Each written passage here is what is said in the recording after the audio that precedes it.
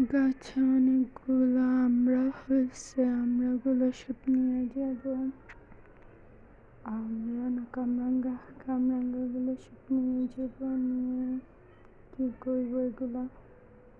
এগুলাকে রান্না করে কিভাবে, কে কে বলতে পারবেন? এগুলাকে ভাজি করা যায়।